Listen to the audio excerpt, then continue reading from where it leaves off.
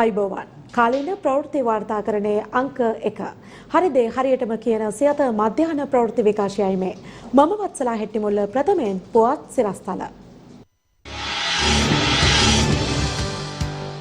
ගුරු අරගලය දිගටම මහකන්නයේ පොහොර බෙදා දීම අද සිට රසායනික පොහොර නැතිව විනාශ වී ගිය ඇලහැර බතල වගාව කාබනික පොහොර තනියම නිපදවන පොළොන්නරු ගොවියා කොවිඩ් නිසා අධ්‍යාපනය අහිමි වූ දරුවන්ට ශාරීරික සහ මානසික ගැටලු සෞඛ්‍ය ඇමති කියයි. පොදු ප්‍රවාහනය භාවිතයේදී තමන් පරිස්සම් වන්න විශේෂඥ වෛද්‍ය හේමන්ත කියයි. ඊයේ කොවිඩ් මරණ 23යි. ඉන්දිය වයස අවුරුදු 2ට වැඩි දරුවන්ට කොවැක්සින් එන්නත දීමට තීරණය කරයි. අර්ජුන මහේන්ද්‍රන් නැතුව නඩුව ගෙනියන්න නීතිපති අධිකරණයෙන් අවසර ඉල්ලයි. ප්‍රථමයෙන් දේශීය පුවත් රජය ඊයේ ලබා දුන් විසඳුම පිළිගත නොහැකි බව ගුරු විදුහල්පති වෘත්තීය සංගම් පවසනවා. ඒ අනුව තම වර්ෂණය අඛණ්ඩව ක්‍රියාත්මක කරන බවයි ඔවුන් ප්‍රකාශ කරන්නේ.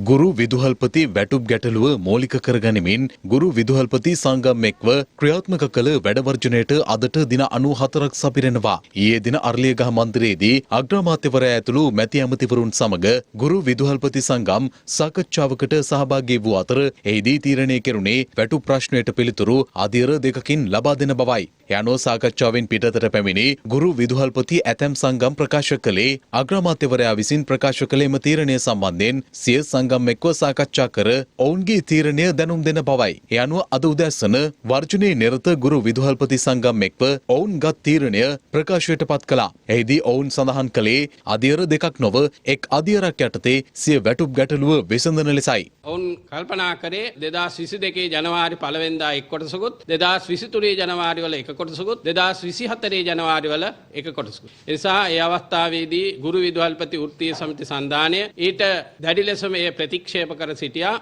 අග්‍රාමාත්‍යවරයා පැත්තෙනුත් යෝජනාවක් ඉදිරිපත් කළා. කොටස් 3න් එක කොටසක් ජනවාරි වල සිට ගෙවීමටත් අනෙක් කොටස් 2 2023 අයවැයට එකතු කරලා ගෙවීමට තියෙන හැකියාව පිළිබඳව සලකා බලන බවක්. ඒ නිසා මේ ඉල්ලීම් පිළිබඳව අපිට කිසිම විදිහේ සෑහීමකට පත් වෙන්නට පුළුවන් කමක් නැත්තේ නෑ. අපි දැනට ගන්න වෘත්තීය ක්‍රියාමාර්ගය අඛණ්ඩව අපි පෙරට ගෙනිනවා. ඒ වගේම ආණ්ඩුවට අපි කියනවා ඉදිරි සතියේදී මේ තීරණය සම්බන්ධ තීරණයක් ගන්න පැය 3මාරක්.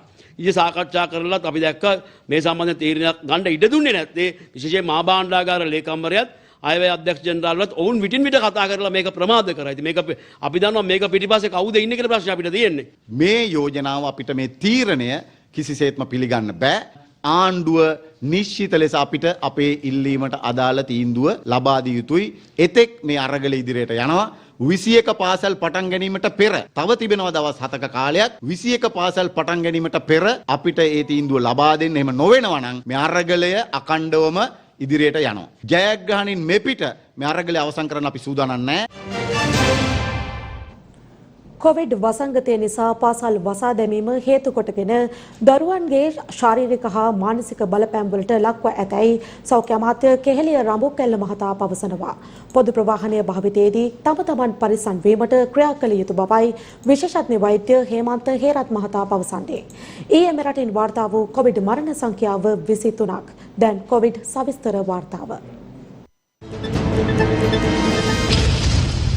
ඊයේත් මෙරටින් කොවිඩ් ආසාදිතයින් දහසකට අඩු සංඛ්‍යාවක් වාර්තා වී තිබුණා. ඊයේ දිවයිනේ දිස්ත්‍රික්ක 25න්ම කොවිඩ් ආසාදිතයින් වාර්තා වූ අතර එම සංඛ්‍යාව 671ක්. ඒ සමග මෙරට සමස්ත කොවිඩ් ආසාදිතයින්ගේ සංඛ්‍යාව 5,27,735ක් දක්වා ඉහළ ගියා. ඉන් පුද්ගලයන් 4,90,800 දෙනෙකු මෙවන විට පූර්ණ සුවය ලබා රෝහල් වලින් පිටව ගොස් ඇති අතර වෛරසය ආසාදනය වීම හේතුවෙන් තවදුරටත් පුද්ගලයන් 23,558 දෙනෙකු රෝහල්ගතව ප්‍රතිකාර ලබනවා.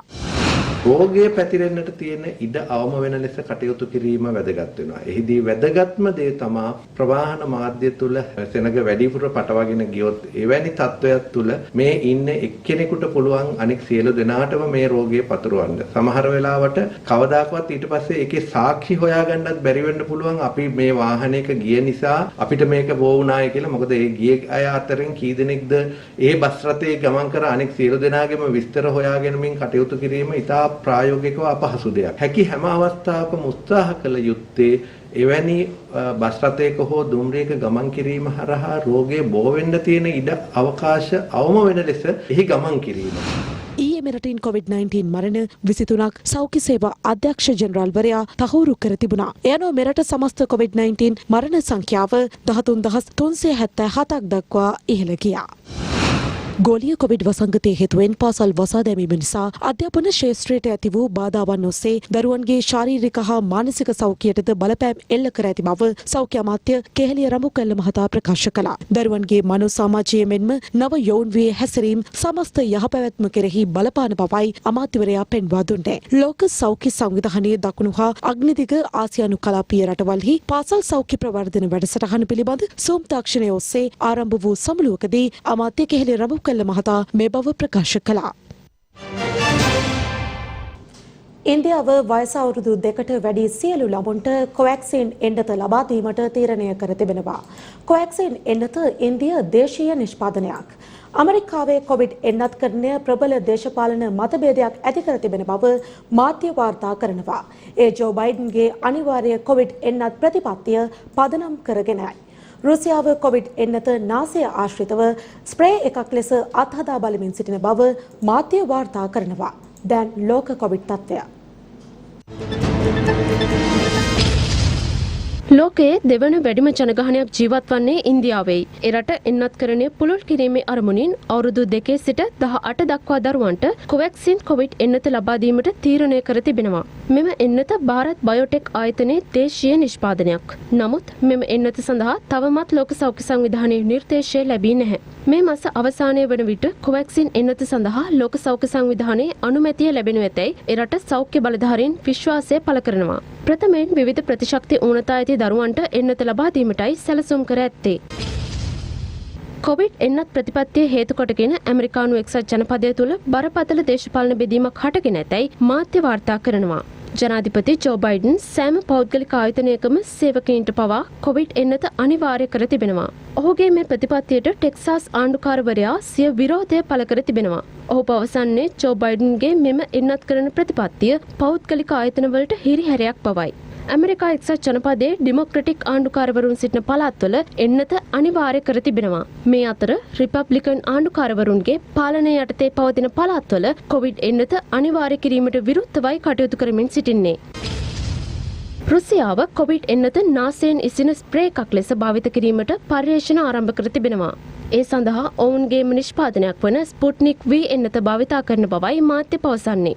විශේෂයෙන් අවුරුදු 8ත් 12ත් අතර දරුවන් සඳහා නාසික ඉසින ලෙස ස්පුට්නික් V අත්හදා බලා තිබෙනවා. ස්පුට්නික් V නාසික ස්ප්‍රේ එකක් ලෙස ඉතා ඉක්මනින් එළිදක්වන බවයි එරට බලධාරීන් පවසන්නේ.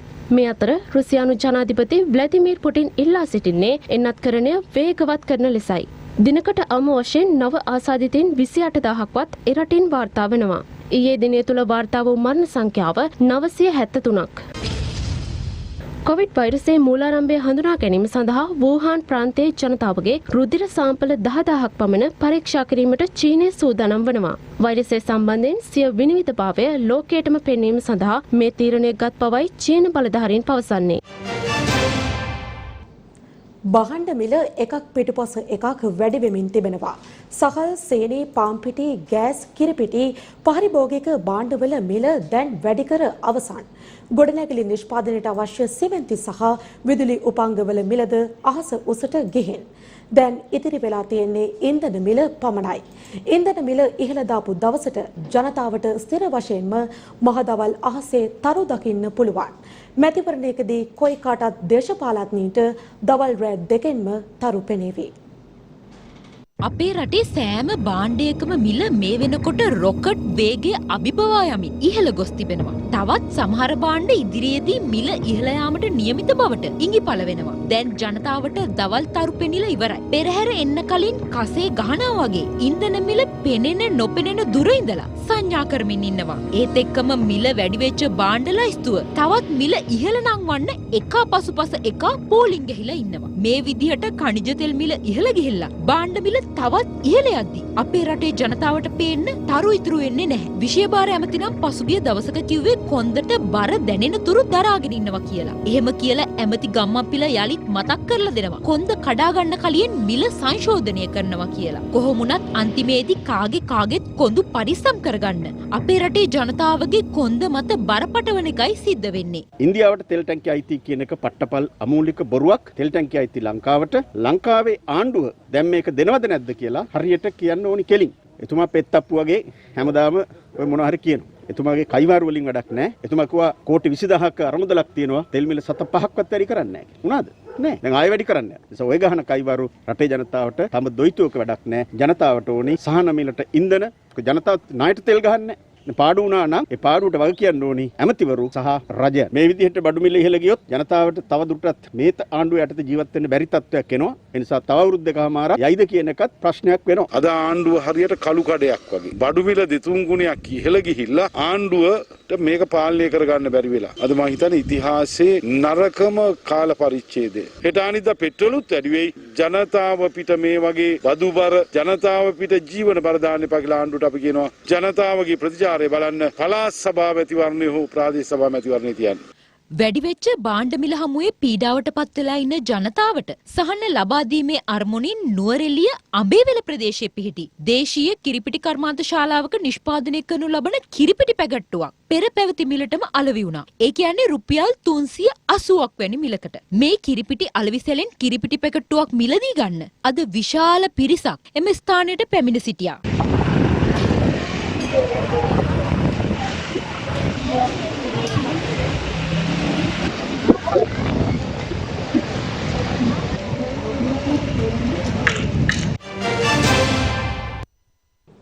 මහ බැංකුව බැදුම් කර වංචාවට චෝදනා ලැබ සිටින හිටපු මහ බැංකුව අධිපති අර්ජුන් මහින්ද්‍රන් නැතිව නඩුව ඉදිරියට ගෙන යාමට නීතිපතිවරයා අද ත්‍රිපුද්ගල ස්ථිර මහාධිකරණයෙන් ඉල්ලීමක් කළා. නීතිපතිවරයා වෙනුවෙන් පෙනී සිටි අතිරේක සොලිසිටර් ජෙනරාල් ප්‍රියන්ත නාවන ප්‍රකාශ කළේ අර්ජුන් මහින්ද්‍රන් ශ්‍රී ලංකාවට ගෙන්වා ගැනීම සඳහා ආරම්භ කර ඇති ක්‍රියාවලිය තවදුරටත් ක්‍රියාත්මක බවයි. 2015 වර්ෂයේදී මහත් ආන්දෝලනයකට තුරුදුන් මහ බැංකු බැඳුම් කර වංචාව සම්බන්ධ නඩු විභාගය අද කොළඹ ත්‍රිපුද්ගල ස්ථිර මහාධිකරණයේ හමුවේ කැඳවනු ලැබුවා. ඒ චම්පා චානක රාජරත්න, දමිත් තොටවත්ත සහ නාමල් බලල්ල යන ස්ථිර මහාධිකරණ විනිසුරු මඩුල්ල හමුවේදී. එහිදී නීතිපතිවරයා වෙනුවෙන් පෙනී සිටි අතිරේක සොලිසිටර් ජෙනරාල් ප්‍රියන්ත නාවාන මහතා අධිකරණයෙන් ඉල්ලා සිටියේ අර්ජුන් මහේන්ද්‍ර නොමැතිව නඩුව ඉදිරියට පවත්වාගෙන යාමට අවසර දෙන ලෙසයි. එසේම පර්පචුවල් ට්‍රෙෂරි සමාගමේ අධ්‍යක්ෂවරයෙකු වන අජහාන් ගාර්දිය පුංචි හේවාද නොමැතිව නඩුව පවත්වාගෙන යාමට අවශ්‍ය බව නීතිපතිවරයා වෙනුවෙන් පෙනී සිටි අතිරේක සොලිසිටර් ජෙනරාල්වරයා අධිකරණයට පෙන්වා දුන්නා. අර්ජුන් මහේන්ද්‍රන් සිංගප්පූරුවේ ජීවත් වන බවට තොරතුරු ඇති අතර ඔහු ගෙන්වා ගැනීමට සක්‍රීය ක්‍රියාමාර්ග ක්‍රියාත්මක බව අතිරේක සොලිසිටර් ජෙනරාල්වරයා පෙන්වා දුන්නා. ඒ අනුව නඩුව නැවත දෙසැම්බර් 3 වනදා කැඳවීමට ත්‍රිපුද්ගල විනිසුරු මඩුල්ල නියෝග කළා. විත්තිකරුවන් දෙදෙනාම නොමැතිව නඩු විභාගය පවත්වාගෙන යාමට මෙහිදී අධිකරණය පැමිණිල්ලට නියෝග කළා. එසේම අර්ජුන් මහේන්ද්‍රන් ශ්‍රී ලංකාවට ගෙනීම සඳහා ක්‍රියාත්මක ක්‍රියාවලියේ ප්‍රගතියද වාර්තා කරන ලෙසයි අධිකරණය නියෝග කළේ. 2015 වසරේ ශ්‍රී ලංකා මහ බැංකු බැඳුම් කර වෙන්දේසියේදී රුපියල් මිලියන 688ක පාඩුවක් සිදු කළේ යයි එවක මහ බැංකු අධිපති අර්ජුන් මහේන්ද්‍රන් ඇතුළු පිරිසකට එරෙහිව චෝදනා එල්ල වී තිබෙනවා. මෙවර මහකන්නේ වීගොවින් සඳහා අවශ්‍ය කාබනික පොහොර බෙදා හැරීමේ වැඩපිළිවෙල අදින් ආරම්භ කරන බව කෘෂිකර්ම අමාත්‍ය මහින්දානන්ද අලුත්ගමගේ මහතා පවසනවා. මෙවර මහකන්නේ වීගොවින් සඳහා අවශ්‍ය කාබනික පොහොර බෙදා හැරීමේ වැඩපිළිවෙල අදින් ආරම්භ කරන බව කෘෂිකර්ම අමාත්‍ය මහින්දානන්ද අලුත්ගමගේ මහතා ප්‍රකාශ කළා. රාජ්‍ය අමාත්‍ය ශෂේන්ද්‍ර රාජපක්ෂ මහතා සමග ගොවිජන සේවා නියෝජ්‍ය කොමසාරිස්වරුන්, දිස්ත්‍රික් කෘෂිකර්ම අධ්‍යක්ෂකවරුන් සහ පොහොර නිලධාරීන් ඇතුළු පිරිසක් පසුගියදා ඊට අදාළ සාකච්ඡාවක් පවත්වා ඇති අතර එහිදී මෙම තීරණය ගනු ලැබුවේ. ඒ අනුව අම්පාර දිස්ත්‍රික්කයෙන් පොහොර බෙදා හැරීම ආරම්භ කරන අතර ඊට සමගාමීව අනෙක් ප්‍රදේශවලද පොහොර බෙදා හැරීමට මෙම සාකච්ඡා සාකච්ඡාවේදී තීරණය වී තිබෙනවා. අම්පාර, අනුරාධපුරය, පොළොන්නරුව, මොනරාගල, ත්‍රිකුණාමලය, මඩකලපුව, හම්බන්තොට, කුරුණෑගල සහ පුත්තලම යන වීවගාව බහුලව සිදු කරන දිස්ත්‍රික්ක සඳහා කාබනික පොහොර බෙදා හැරීමේදී ප්‍රමුඛතාවය ලබා දීමටයි මෙහිදී තීරණය වුණේ. කෙසේ වෙතත් පසුගිය දින කිහිපය තුළම ගොවි ජනතාව විරෝධතා දක්වමින් චෝදනා කළේ තමන්ට රසායනික පොහොර ලබා දෙන ලෙසටයි. කාබනික පොහොර යොදා පොළොන්නරුව දිස්ත්‍රික්කයේ ඇලහැර ප්‍රාදේශීය ලේකම් කොට්ටාසේ අතරගල්ලෑව ප්‍රදේශ අතර අක්කර 25ක පමණ භූමියක වගා කරනු ලැබූ බතල වගාවක් විනාශ වී යාමේ තත්ත්වයකට පත්ව තිබෙනවා.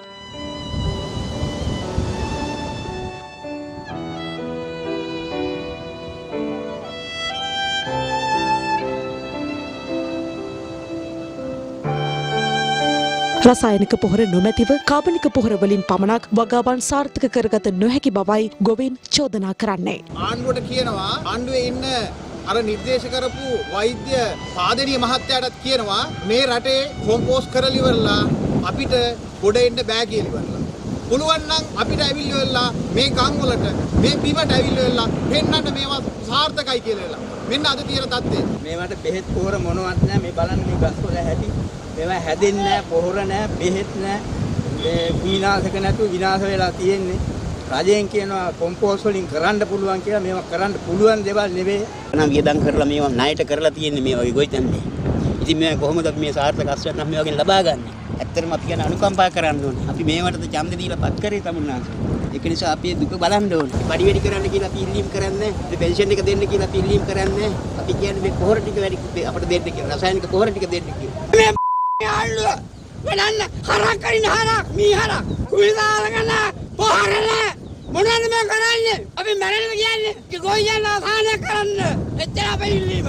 මේ අතර එළඹෙන මහකන්නය සඳහා ගොවි ජනතාවගේ වීවගාවට අවශ්‍ය කාබනික පොහොර හිඟයකින් තොරව ලබා දීමේ අරමුණෙන් පොළොන්නරුව දිස්ත්‍රික්කයේ මින්නේරිය ප්‍රදේශයේ ස්ථාපිත කර ඇති කාබනික පොහොර මධ්‍යස්ථානයක් පිළිබඳ අපට වාර්තා වුණා.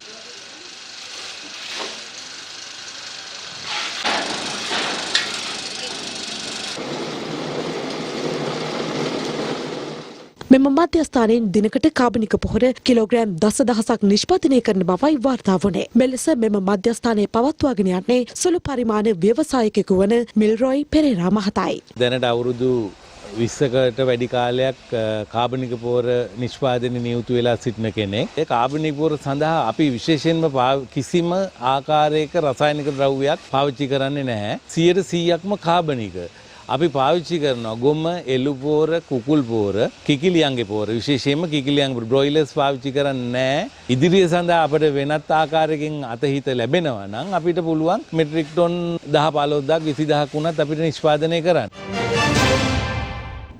එක්ස්ප්‍රස් පර්ල් නෞකා අඩතුරෙන් දූෂණයට ලක් වූ වෙරළ පිරිසිදු කිරීමේ ව්‍යාපෘතිය සුදු අලියකු බවට පත්ව ඇතැයි සාගර හෙට්ටිආරච්චි පියතුමා ප්‍රකාශ කරනවා.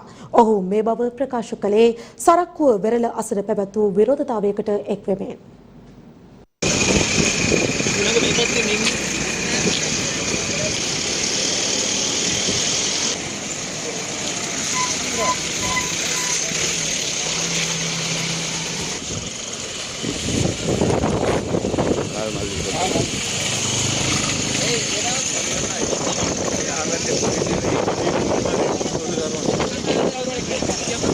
මාස 5ක් පුරා මේ විනාශයට පත්වෙච්ච එක්ස්ප්‍රස් පර්ල් නෞකාවෙන් වෙච්ච හානියත් එක්ක අපි මේ පෙදේ ජනතාව නිහඬව දරාගෙන හිටියා සැහැණ කාලෙත්. එක පැත්තකින් වෙරළ සුද්ධ කරනවායි කියලා ව්‍යාපෘතින් ආරම්භ කළාට අද අපි දකිනවා ඒ ව්‍යාපෘති බව එක්තරා අන්දමකට සිල්වලින් බවට පත් වෙගෙන යනවා. මුළු වෙරළ පුරාම ප්ලාස්ටික් කැබලියමටයි දීවරයන්ට රැකියාව කරන අවස්ථාවක් නැහැ. දීවර පවුල් සොසුම් හෙලනවා. මේ මුහුදුවර විනාශ කරලා ඉවරයි දැන්. හැමදාමත් මේ විනාශය බලන් ඉන්න බෑ අපට. මේ ලෝකයේ සිද්ධ වෙච්ච ප්‍රධානම සහ බලවත්ම රසායනික නෞකා අනතුරු විදිහටයි අපි සලකන්නේ. ප්‍රධාන වශයෙන් හානි වෙච්ච ස්ථානයක් මේ සති දෙකකට උඩදී අපි මුහුදට ගියා. ඒදී අපිට දකින්නට හම්බුණා විශාල වශයෙන් තෙල් පිට වෙනවා.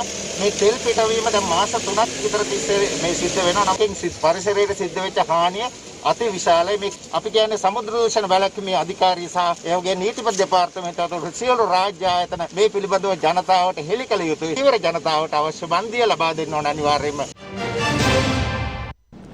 මැනිකේ මගේ හිතේ ගීතයෙන් ලෝකයේ ජනාදරයට පත් වූ මෙරට යොවුන් ගායිකා යොහානි ද සිල්වා අද අලුයම දිවයිනට පැමිණියා. එහිදී ඇයට හිමි වුණේ උණුසුම් පිළිගැනීමක්. ලොව පුරා මිලියන 150කට අධික නැරඹුම් වාර ප්‍රමාණයක් හිමි මැනිකේ මගේ හිතේ ගීතය ගායනා කර ලොව පුරා ජනාදරයට පත් යොහානි ද සිල්වා මෙනවිය පසුගියදා ඉන්දිය ආරාධනයකට අනුව ප්‍රසංග දෙකක් සඳහා දිවයිනෙන් පිටත්ව ගියා. එහිදී ඇය නවදිල්ලි නුවර ගුරුග්‍රෑම් හිදී එක් ප්‍රසංගයකට සහභාගී වුණා.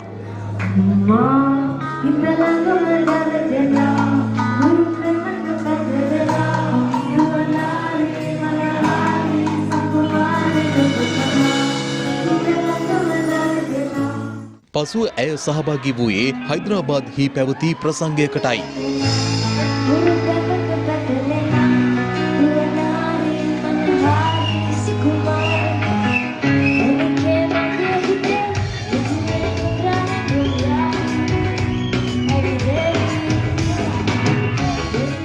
ප්‍රසංග අතරවාරයේදී ඇය ඉන්දියානු ටෙලිවිෂන් වැඩසටහන් කිහිපයකටම සහභාගී වූ අතර ඉන්දියානු ජනප්‍රිය පුද්ගලයින් රැසක් ඇයව හමු වී තිබෙනවා. මැනිකේ මගේ හිතේ මැනිකේ මගේ හිතේ මුදුවේ නුරා හැඟුම් යාවි සිහිවේවි ශ්‍රීදේවි. ඒ අනුව යොහානි ද සිල්වා සියලු ප්‍රසංග සහ වැඩසටහන් නිමා කරමින් අදාළුයම දිවයිනට පැමිණියා. දිවයිනට පැමිණි ඇයට හිමි වුණේ උණුසුම් පිළිගැනීමක්.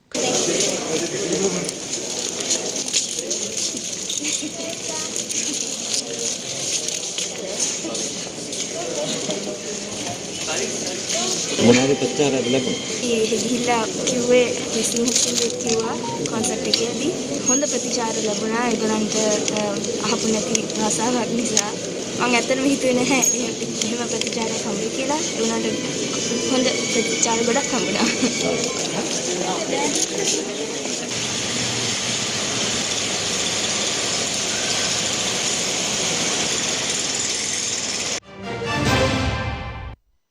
මධ්‍යහන ප්‍රවෘත්ති විකාශය අවසන්. යළිත් හමුවෙමු සවස 6ට. ඔබට සුබ දවසක්. දිනපතා අලුත් වීඩියෝ සහ ප්‍රවෘත්ති නැරඹීමට ඉහත බටන් එක ක්ලික් කර සියත TV සබ්ස්ක්‍රයිබ් කරන්න.